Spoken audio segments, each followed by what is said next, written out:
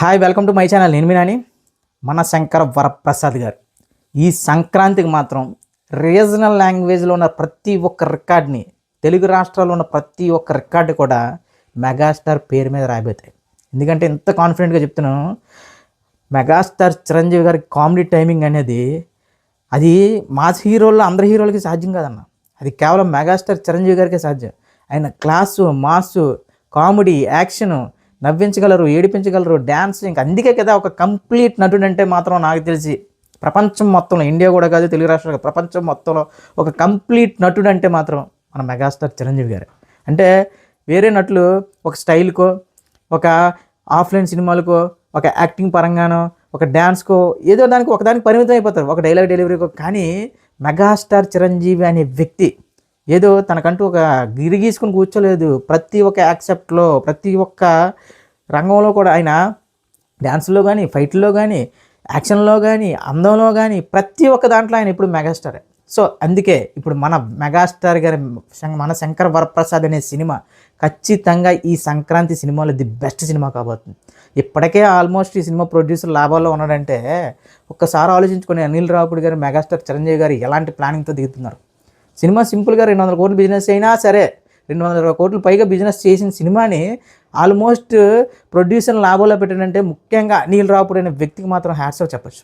Yes, Anil Ravipudi క్రింజే తీస్తాడు, Anil Ravipudi రొట్ట comedy తీస్తాడు, Anil Ravipudi routine సినిమాలే తీస్తాడు. కానీ ప్రేక్షకులు దానికి ఓటేస్తున్నారు.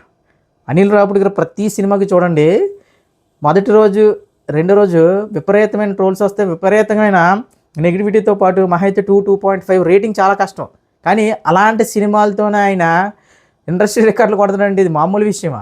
అసలు సంక్రాంతికి వస్తున్నాం లాంటి సినిమాతో వెంకటేష్ గారితోనే రీజనల్ లాంగ్వేజ్లో ది బిగ్గెస్ట్ గ్రాసరీ ఫిల్మ్ అయ్యింది అంటే ఇప్పుడు మెగాస్టార్ చిరంజీవి గారు, ఇంకా మన ఎక్స్టెండ్ ఒక హిమపాత్రలో వెంకటేష్ గారు, వీళ్ళిద్దరినీ కలిపి మేము ఎలాంటి సంచలనాలు నమోదు చేయబోతున్నాడు మీ ఊహకు వదిలేస్తున్నాను. ముఖ్యంగా ఈ సినిమాకి మాత్రం పెద్ద ప్లస్ మాత్రం మెగాస్టార్ అభిమానులతో పాటు ఫ్యామిలీ ఆడియన్స్ అయితే మాత్రం ఈ సినిమాని ఎక్కడికో తీసుకెళ్ళిపోతారన్న, ఇది ఫిక్స్ అయిపోండి.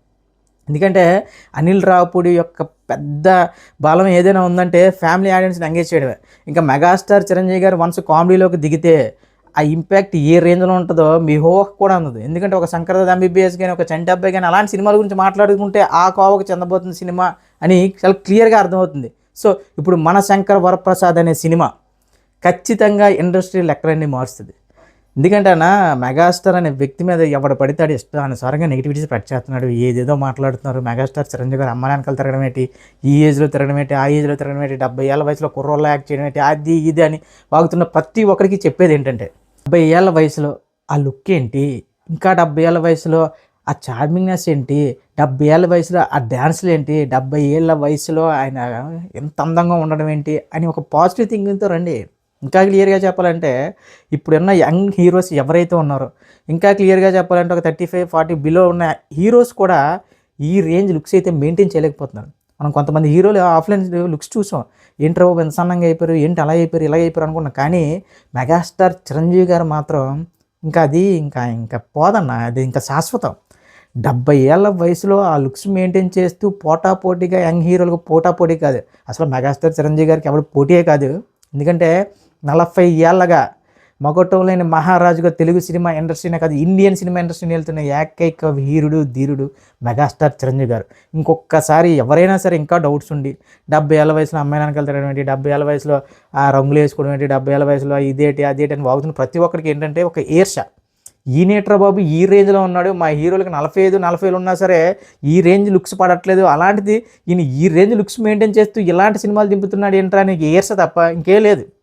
ఎస్, చెప్తున్నాను కదా, మీరు ఎవరెవరో ఏదంటే మాట్లాడితే కమల్ హాసన్ గారు, రజనీకాంత్ గారు, మోహన్ లాల్, మమ్ముట్టి గారు ఏవో మాట్లాడుతున్నారు కదా, వాళ్ళందరికీ మన శంకర్ వరప్రసాద్ తర్వాత ఇంకా బోర్రా మాస్ బ్యాటింగ్ ఉండదు మెగాస్టార్ చిరంజీవి గారిది. ఒక సందీప్ రెడ్డి వంగ, ఒక శ్రీకాంత్ ఓడెలా, ఒక బాబీ, ఈ డైరెక్టర్ లైనప్తో కాకుండా కొత్త డైరెక్టర్లు కూడా ఆయన తెరక పరివించబోతున్నారు అనే విషయాలు ఏవైతే ఉన్నాయో ఇక్కడ మెగాస్టార్ 2.0 చూస్తారు.